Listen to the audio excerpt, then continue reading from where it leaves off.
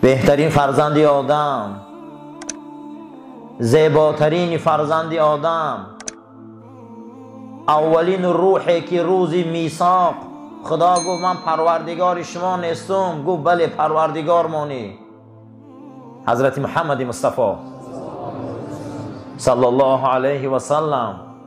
خدا گفت حبیب محمد صلی الله علیه و سلم میخوای که تمام کوههای مکه و مدینه رو طلا کنم، میخوای که همین زمین همش برای تو طلا کنم.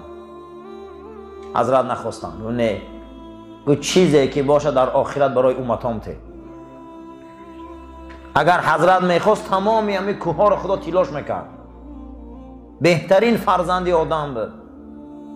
برای ما نصیحت کرده است که نفساتون بای گیره، نفساتون با دولت گیره.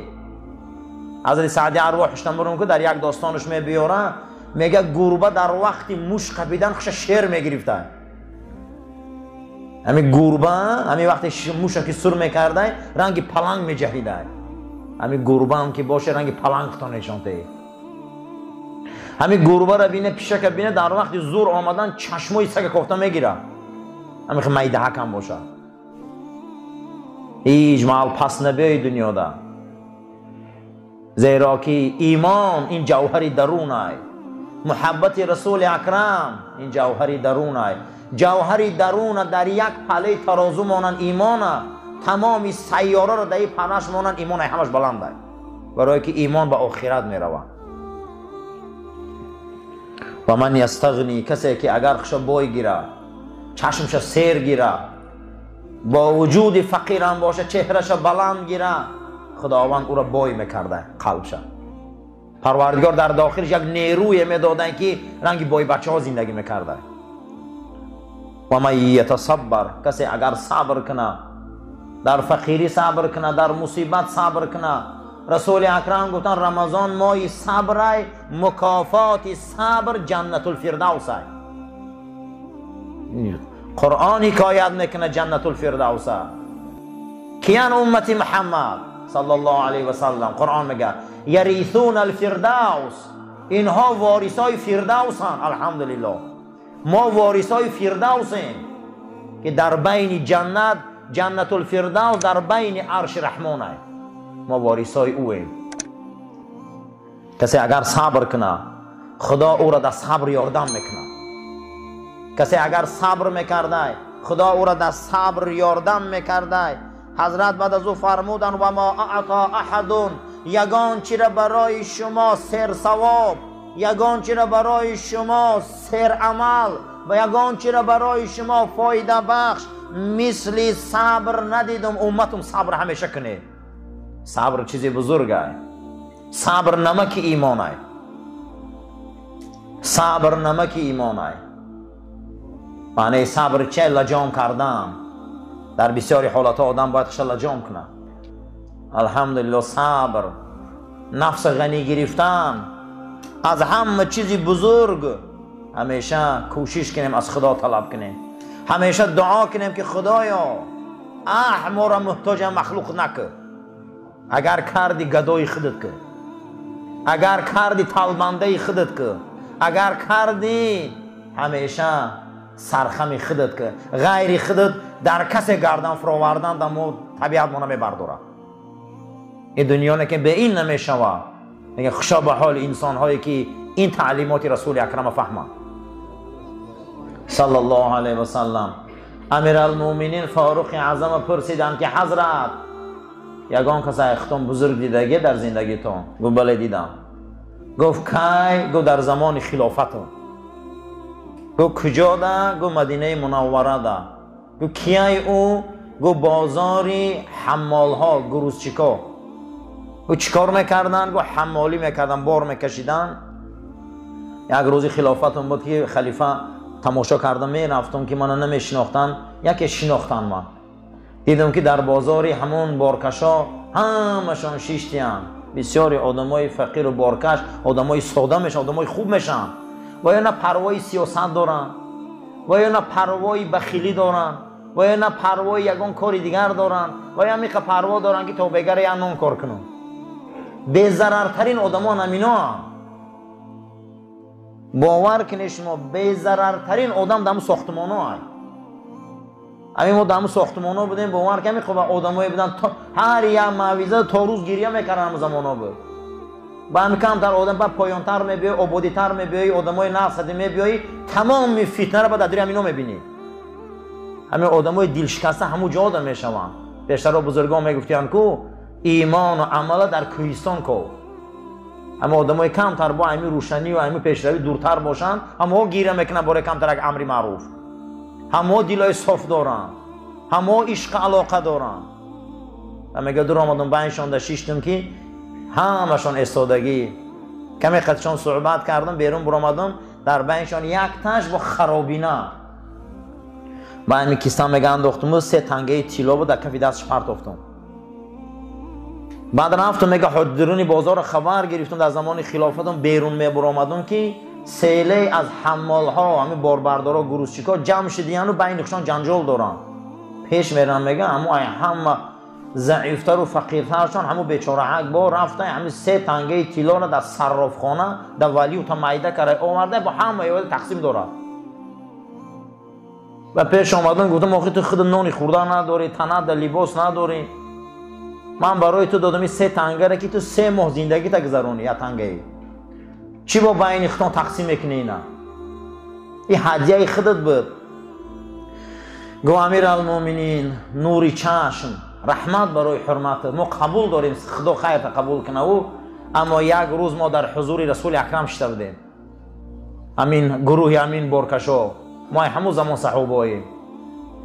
حضرت گفت که روز قیامت من دعا میکنم که خداوند من در بین فقیرای صبر کننده قرار دهد و شفاعت من اول برای مردمی فقیر صبر کننده رسه. من این دولت گو به 3 تنگی تو نمیفروشم، ما امینا رو تقسیم میکنم. من همون حدیث ایمان دارم، میخواهم که فردا در جنت در مجلس ما باشه رسول اکرم و همون ای خود بالا دانستم که یک فقیری که صبر میکنه در راه شریعت طاقت میکنه روز میشه و امیر المؤمنین گریان میکنه. روز میشه و امیر المؤمنین میگه که من خودم بزرگ دیدم. روز میشه و امیر المؤمنین در حیبت او میترسه. اینه بینین که انسان وقتی صبر پیشه میکنه در راهش، طاقت پیشه میکنه در راهش، وقتی در راهش استواره میدانه که آخرت انمی خیلی روزه، بین که امیر المؤمنین روز او را وصف میکنه گریه میکنه که من خودم همون را بالا دانستم. روز حاتمی تای 1000 شتر میکشه برای بزرگای عرب که احسان خره مردم خیر و فاتحه خوانند. بعد از اون میگه بیرون برآمدم به صحرا رفتم، خارکنی را دیدم که دستاش در درون خون ای خارها و خار جمع میکنه و خار در بازاری یمن آورده، یک روایت یا در بازاری لخم آورده میفروشه عراق.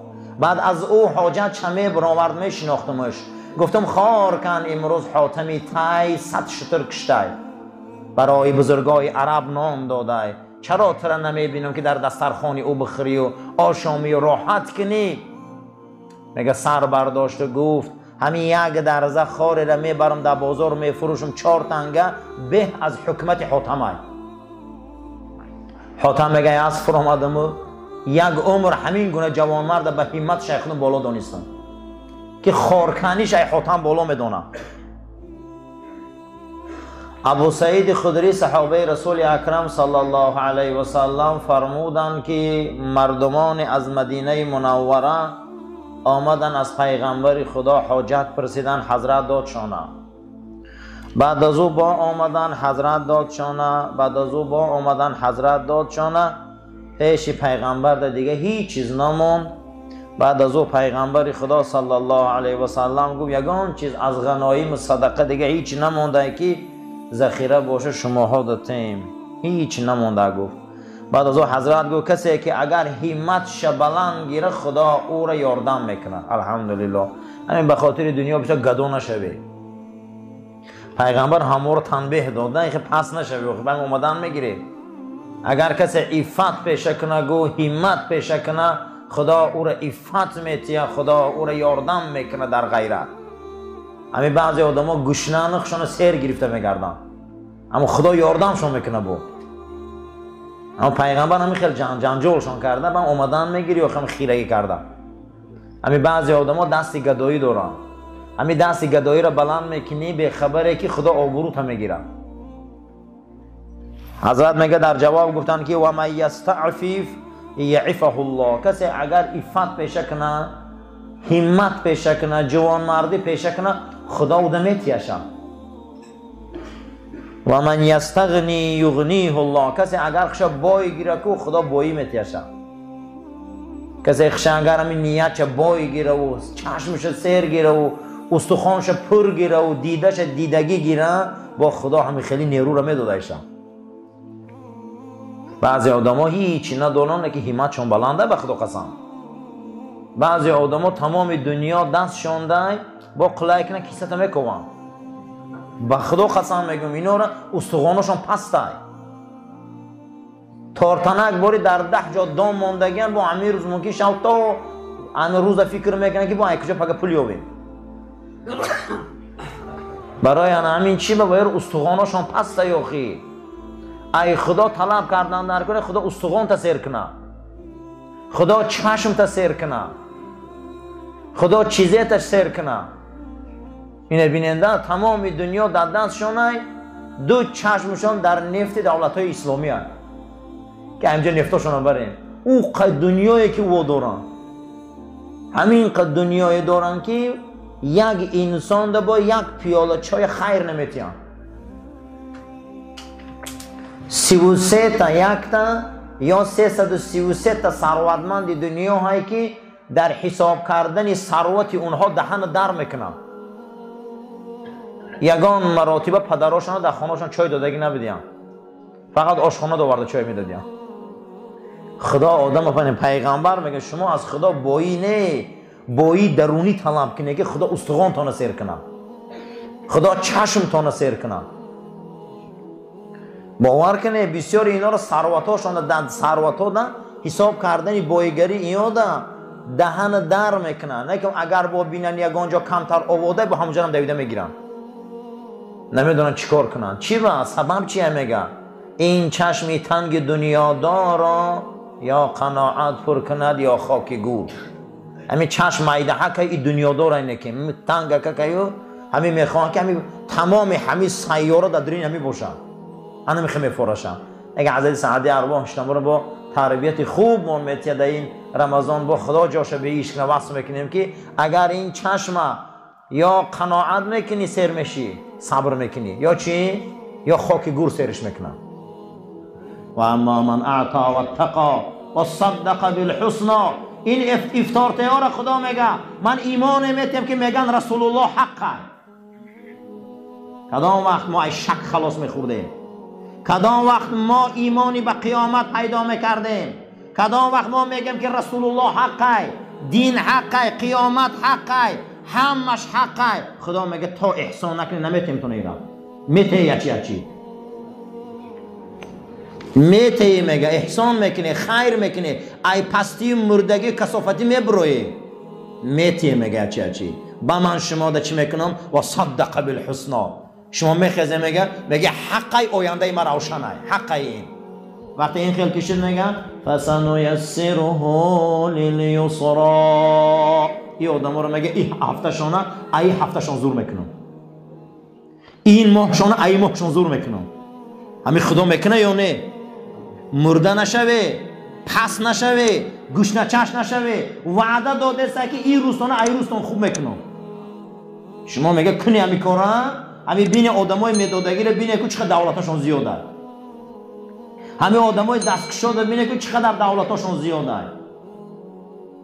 فسنیسره لیلیسرا، من میگم من این ماهتانه ای ماهتان زور میکنم، این سالتانه این سالتان زور میکنم. و اما من بخیل و استغنا، آدما میگه بخیلی پستی میکنن، خیال میکنن میگه و استغنا بای میشیم. نه والله هیچی نمیشی، هیچی نمیشه قسم به خدا. و در نظر خودت میتوهمو و استغنا. بعد از اون میگه وقتی پستی میکنن، بخیلی میکنن، مردگی میکنن. من میبینده همین ما دارنده های داریم که خیلی خوبن، یگان کاسه افطار برای رمضانی ندارم. من 10 روزی مای جوان مردی میمره از خانه اینو یک کلچه نمیبره، لیکن 24 ساعت و 12 ماه و انمی قدر مقصد که سالش خودی کار میکنم. برای کی میکنه موقع مینا و برای کی کردست مینا را و بعد مردن با ترکه بده یک سوزن بین وارثا با تقسیم میکنن. یا سوزن اگر یک سوزن تقسیم نکرده منعم مرده خیر احسان هیچ قبول نمیشه. و اما من بخیل و استغنا، اینا میگه بخیلی مردگی میکنن، خیال میکنن ما بای میشیم. میگه و کذب بالحسنا، من میگه بر رهاشون میکنن میگن دروغ ای ثواب. دیدی ریشش ای کجا بوده؟ باور نمیکنه قیامت ده، باور نمیکنه میگه رسولی من ده، باور نمیکنه ریشش ای چای بخیلی پستی.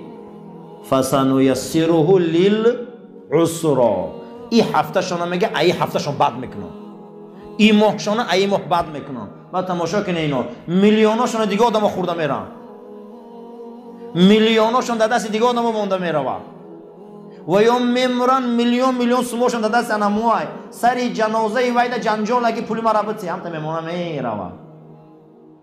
فسنیسره للعسرا، شما میگه حساب نمیکنی کارو را، شما عمر حساب نمیکنی. خلیفه هامون چگونه بودن؟ سلطان صلاح الدین ایوبی جهانی مسیحیت لرزان، هم خیلی لرزان کرلی کبیر به زانو آورد. شبا میخیسین یتیما و بیوزنا که یک دانه نانو بالاش قمص کرده دهنی در کسی مونده نمیدونن اکیه. همون روزه که سلطان میمره این عملا میمره.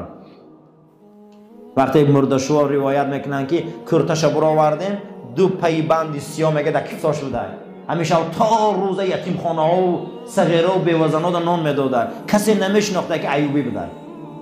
و یا به این دعاها مسیحیت لرزاندن. شکر خدا امروز ما دارنده هایی داریم که ای قارون زورن، ولی سلطان صلاح الدین موندگی ای قارون زورن، لیکن هیچ به حال حیمت های پس دارن، سیار پس، استخوان های گشنه. و یا اون خیل بدن که مسیحیت لرزاندن، اما اینا غلام مسیحیان. اللهم لك صمت و بك آمنت و علیک توکلت و علی رزقک افطرت. آمین یا رب.